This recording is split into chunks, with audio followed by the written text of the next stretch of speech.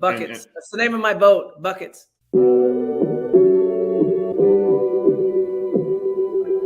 Buckets. What we get. Not the only transfer we got from Florida. Keith Stone, too. Remember that. Everybody who watches his show on a regular basis knows my love of the stretch four. You know, we all make mistakes. He might have made one going to It's Tallahassee. mercy if y'all don't know. Dribble to the left, cross over to the right. Hurricanes to the game, many buckets for the night. Matt with the pick and roll, Melissa with the give and go. This alley-oop, pretty girl dunking in the hole.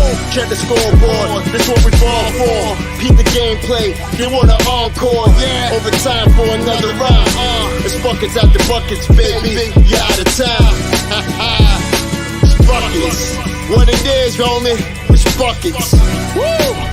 We get buckets. Yeah, baby, buckets.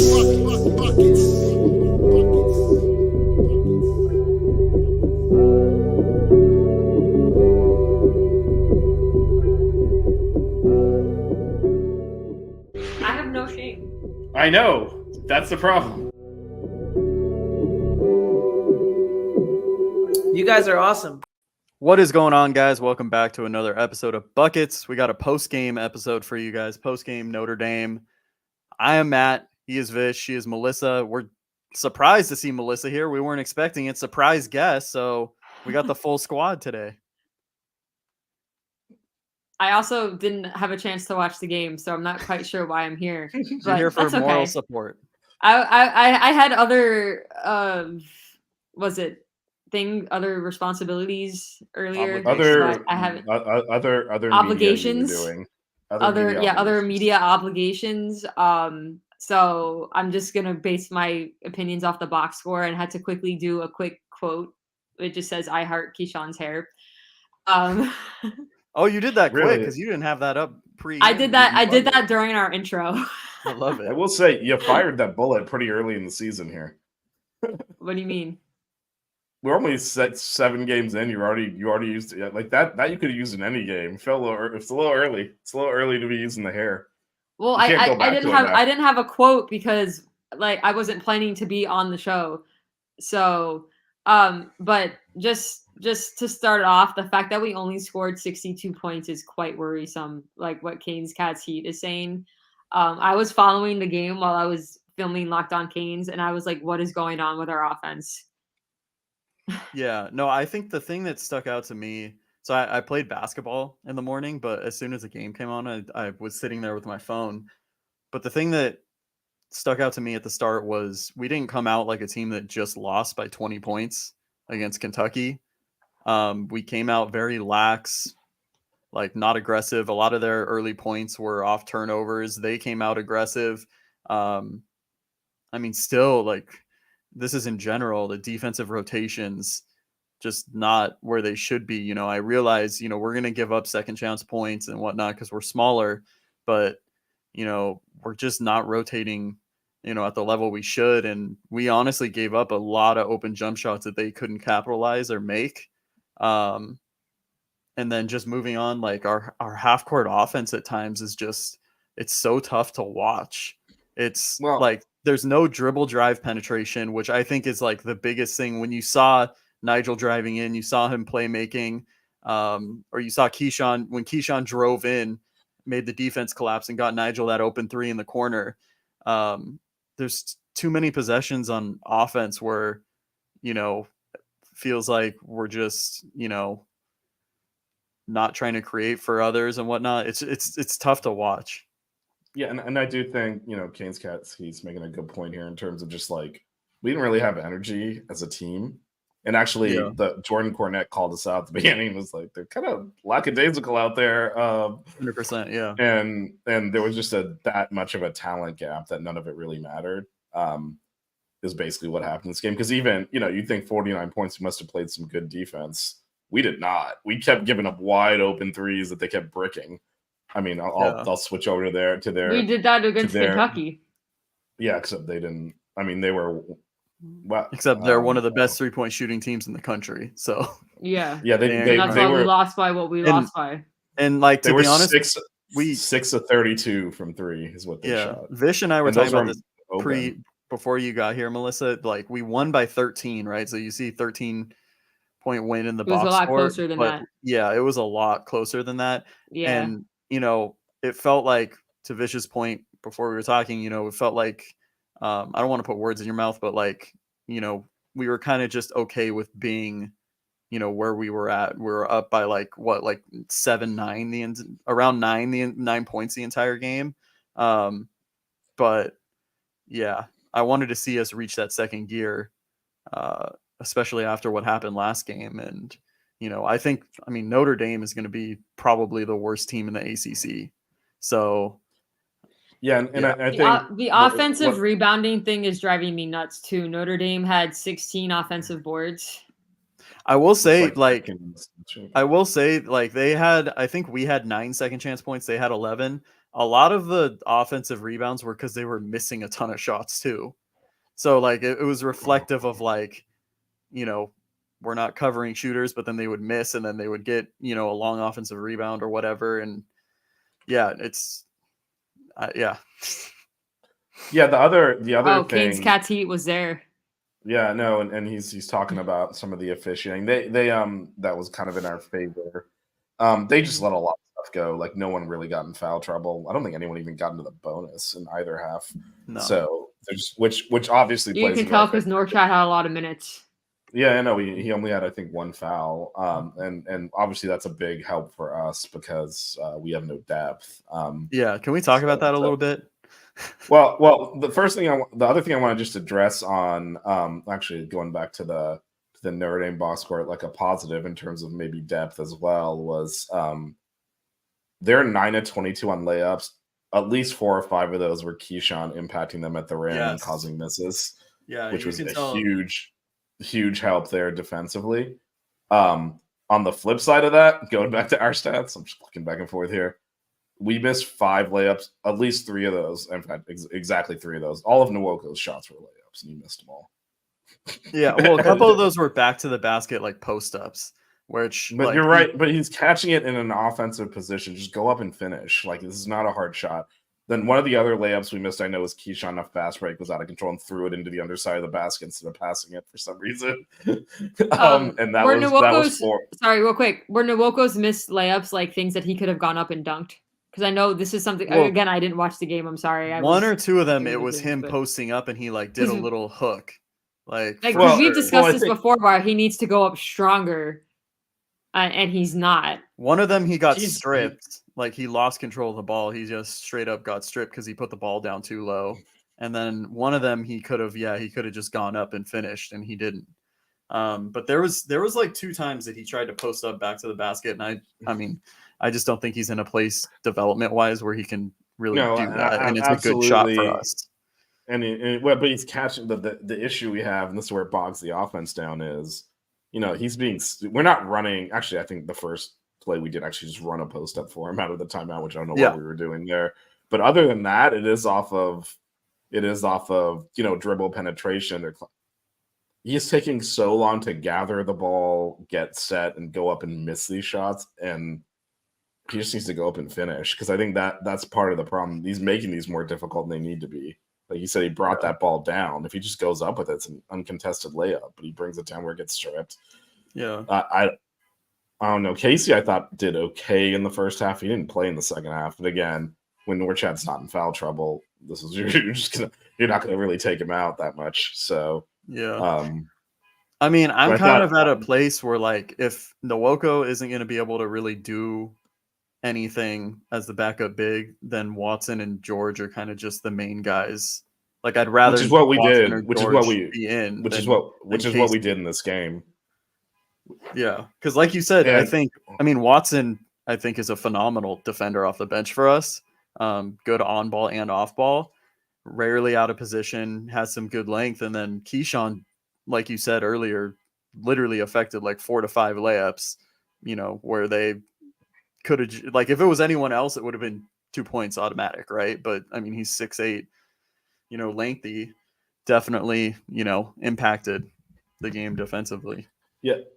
I thought Casey did okay in the first half. He had that one steal and kind of went coast to coast for a layup, I think. That was the best offensive move I've seen him ever have. Right. I mean, but I thought he He's was actually solid aggressive. defensively.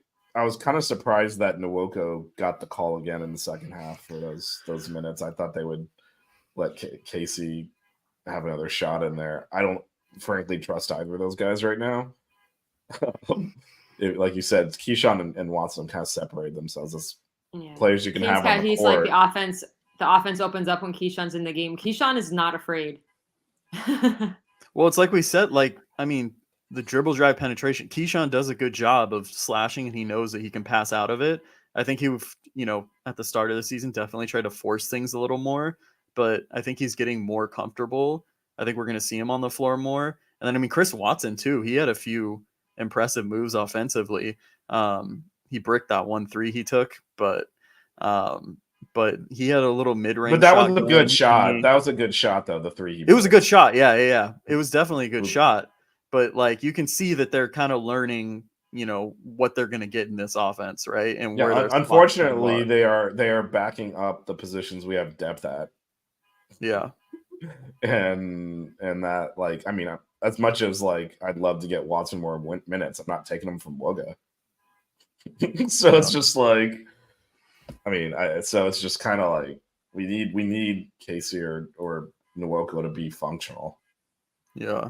And let's not forget our next game is against a much better opponent. Yeah. Well, no, our next game is. Don't we have a midweek game?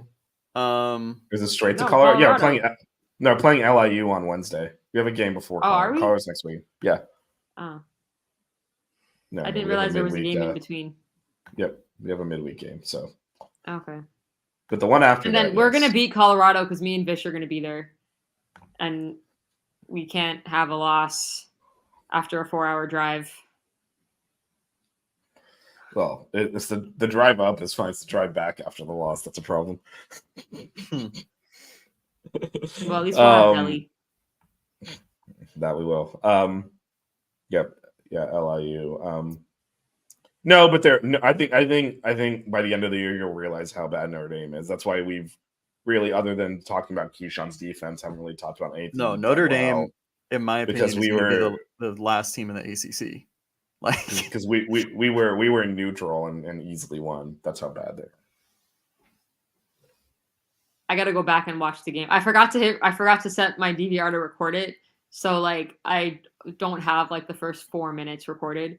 So I'm going to go back and watch what I can watch. But I saw Norchad hit a 3, so that makes me happy. Yeah, and it was good to see Nigel finally knocking some shots down a little bit towards the, later in Nigel, the game. After after the dribble, I love, like, after the dribble handoff. The dribble handoff actions were more aggressive today. Like, we were actually fighting to try to get switches. I thought against Kentucky, it was kind of, we're just doing it, going through the motions. But after the dribble handoffs, like Nigel would get a screen from Norchad. It happened in like 2 or 3 possessions, like a high ball screen. And he was able to create for others. Like he had a pass to Norchad, I think, on one of them. And then he hit like a little mid-range. And, that's what I want to see, in this offense, when you're trying to, I know we're trying to score quick, but like, if you can get that, at the end of the game, when you're trying to close it out, I think it's huge, that 2-man game. Yeah, no, and I did notice that he and Norchad seemed to be very in sync in this game, which I hadn't really seen earlier. Nigel had kind of shown a little bit more game than last year in terms of getting in the paint and getting his own shot, but he hadn't really played off of Norchad until today. Looked like he did more of that. Go ahead. I was just going to say, I love Norchad and he's huge for us, but man, sometimes he makes some really questionable decisions, like really bad decisions with the ball. I think what did he have? Like 5 turnovers today? I mean, there was that when the game was stuck at what? We were up 9 for several minutes. I think it was 58-49 where. Oh, let him cough. There you go. Yeah. You okay there? Still haven't recovered from my travels. Are you talking about on Tuesday? Because we played another game. Yeah. I think Anthony's referring to Kentucky. Anthony, we're discussing the Notre Dame game that just go to the podcast feed, and there is an episode on that. Yeah. We're not going to revisit that debacle. But I think our whole team was throwing the ball away there. We had several turnovers in a row, and it was like, I mean, it was 58-49 for, I can look at the exact time, but it felt like several minutes where Notre Dame kept missing layups and wide open threes, and we just turned the ball over. And then finally Norchad hit that mid-range jumper, and that was kind of like, all right, that's it. And then Cleveland had the layup, and that was the last 2 baskets. But like, I don't know what that. It looks like we just didn't have focus. It was like lack focus there. Honestly, I'm still waiting for us to play a full 40 minutes. Like, I don't feel like we've played one complete game. Like, even like when we played Kansas State, I felt like in the second half we kind of let up on the gas. Same with some other games. Like, I understand if you're up big, but like I'm still waiting to see that complete game.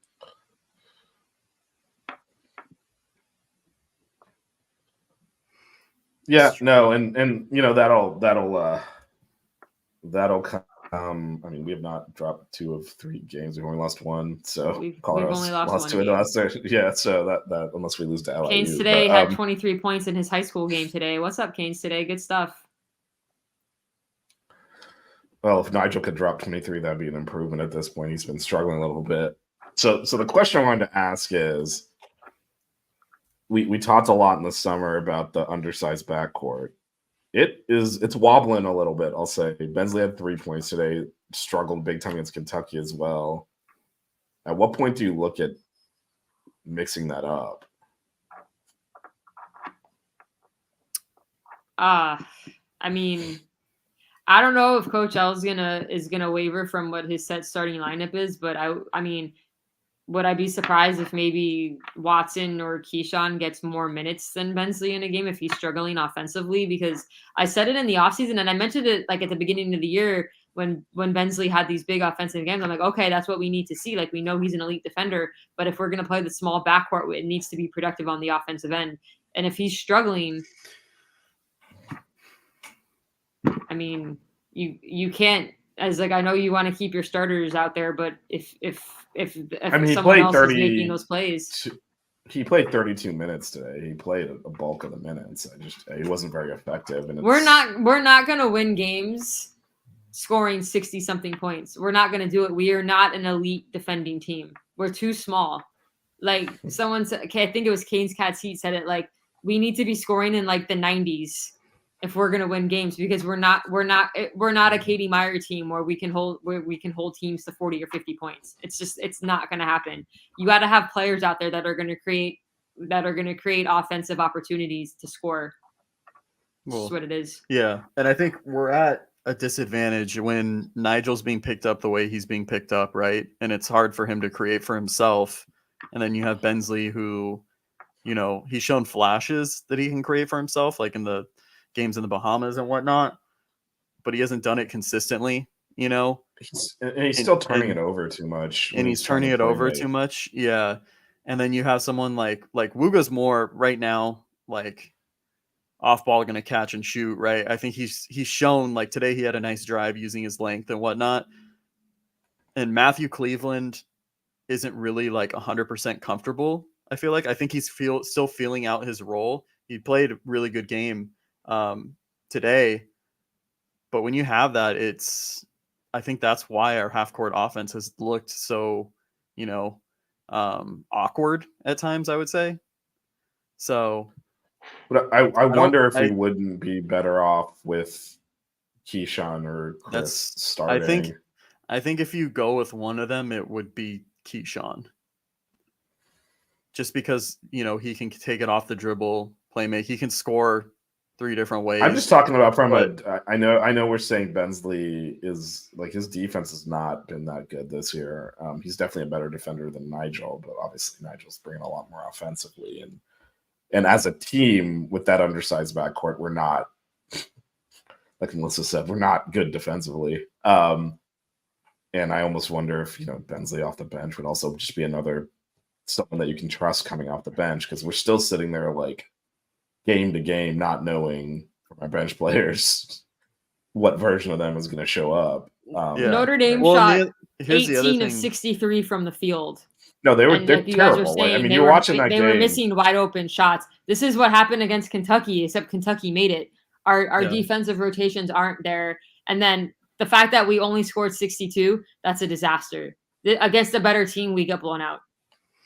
I mean, it's nice that we can talk about this in a win, but this no, could be a disaster. I'll say this though, like we played the opponent and we played the game the way it was being played. Like there was they took a lead early and we flipped the switch, went up by double digits, and kind of just sat on the lead. And it is what it is. It was like when Michigan didn't attempt to pass in the second half against Penn State. They didn't have to, and it was kind of had that feel to it, right? The game was never. It was sitting within that 7 to 12 point range the entire second half. It never felt in doubt, though. It was just kind of like, when's the clock going to run out? And so I think there's always the caveat there. If you're playing the game that's being played, right? You're not, and they were so not good that it takes the air out of you a little bit. Like you don't have to mentally, you don't have to compete at that level. And it was pretty obvious. We were, like I said, we went on multiple possessions without really even getting a shot up because we're just like lazily throwing the ball away. It didn't matter, and it was obvious that game was over, and we weren't really there intensity wise either. So it's hard to. But then again, I need to see us play a full 40 minutes. Like I want us, like I know we have that mid-game week, whatever the midweek game, but like when we play Colorado, like I just want to see us go hard the entire game. But I think we would if we were playing a team that was actually a threat. And I know that's an excuse, but like I just didn't ever. I personally did not when they started off and took the lead early.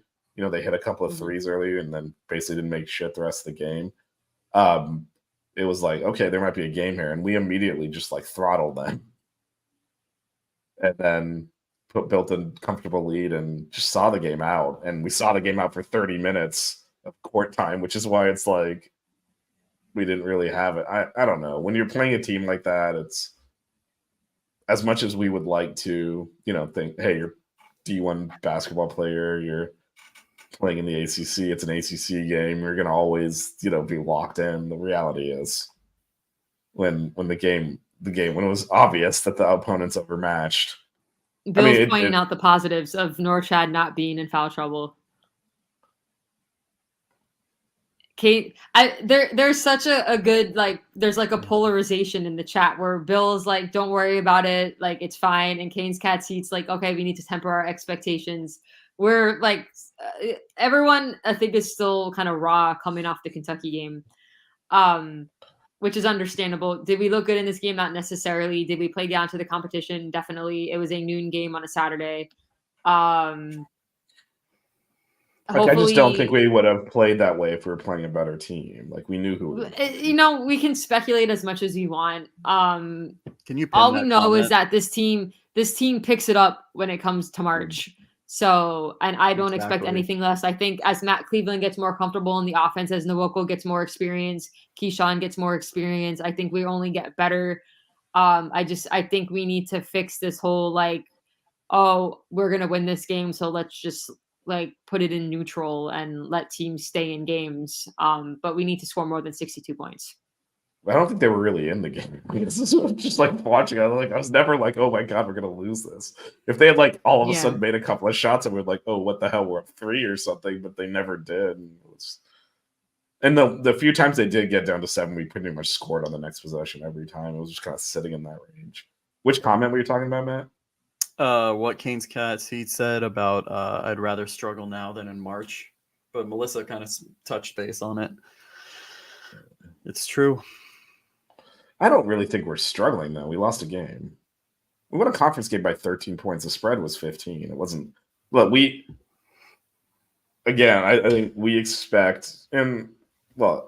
we expect, like, great all the time. It's just not realistic. And you win a conference game by 13 points, that's fine. Yeah, but I expected a different mentality coming off that Kentucky game. Like, if we were just looking at this game individually, right? I think there's a difference with that. I don't know. We'll see next weekend. I think we need to put a couple of wins together to kind of get that bad taste out of our mouth from the Kentucky game. And so the fact that we were a little lackadaisical in this game, I think has some fans worried. I need us to couldn't it be beat the other way, Colorado though, in a nice fashion to kind of get like the hype back up. You know what I mean? Going into ACC play. Well, I mean, it could be the other way around too, though, right? Because it could be that you're still hungover from getting throttled on Tuesday. Yeah, but like I think just to get the confidence back up there, let's put a few wins together. We should have an easy game Wednesday. Colorado is a good team, so a win versus them in a neutral site it will be nice. And then you start to head into ACC play. And listen, Duke isn't all untouchable like people thought. I mean, they lost to Arkansas, so we had a much tougher matchup in the ACC SEC Challenge. So, at the end of the day, our conference games are the most important. So we need to brush off this Kentucky thing. Hopefully, we can kick their butt in the tournament, and win a natty. But just let's keep putting wins together. It kind of the season kind of resets when you start ACC play. So let's get these 2 wins and then get into ACC play and win the season. Purdue lost to Northwestern. Purdue's always overhyped. Like it's because they have a 7'4" guy. Northwestern is really good though. With I don't care. Boyd, But dude, he's Purdue, a baller. Purdue lost to a 16 seed last year. Don't talk to me about Purdue. It wouldn't be Miami if we didn't have games like these. But I guess my The point is all FSU teams game have last year. all teams have games like this. So I mean, and we won by 13 Yeah. again. I cannot stress enough. We won comfortably. Yeah, and I said it before. At least we're talking about this, but we have the win. It's a lot harder if we're discussing how bad we played and it was a loss. So, but I mean, the game wasn't really even competitive. We just like rolled the ball out there and won. So that's why we're a little upset that we didn't like execute at a higher level. But it wasn't. It's a 13-point win. Like, it wasn't like the FIU game was much worse than this.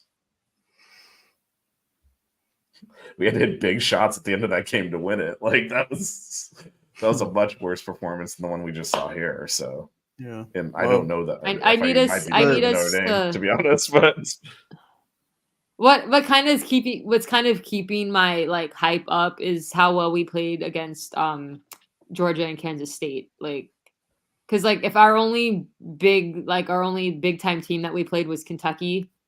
And then we just played cupcakes, and like I'd be a little worried, but we showed out against Georgia and Kansas State, so that helps a little bit. But they're power conference. I am a little but concerned. We'll see at the end of the season how good of wins those are too. Yeah, I mean, I'm not really worried about anything with this team right now, to be honest. Yeah, we're going to be there in March. I'm just thinking in terms of a seed, because if you have a higher seed, it helps you. Like obviously, we talk about it all the time. Matchups matter, but if we beat Colorado, it'll help. Yeah, but ultimately what we do in ACC play will dictate a lot of that. I think we have cred now too, which will help because as much as they say it doesn't matter. Well, I think the Elite Eight run is the reason. I mean, we were 5 seed last season, right? Mm-hmm. Yeah, we were a 5 seed winning the ACC. I feel like if we win the ACC again this year, we'll be a top 3 seed for sure. Our seeding got screwed last year because Norchad got hurt in the ACC tournament and we lost to Duke, and that a lot of the bracketologists had us as a lower seed though too. So right, but I feel like it was because of the prior tournament success, right? So that's what I'm saying. We'll probably get boosted. What's up, Jackson? Too. Yeah, no, I mean if we do well in the ACC, then we'll get seeded high this year because we're getting mentioned.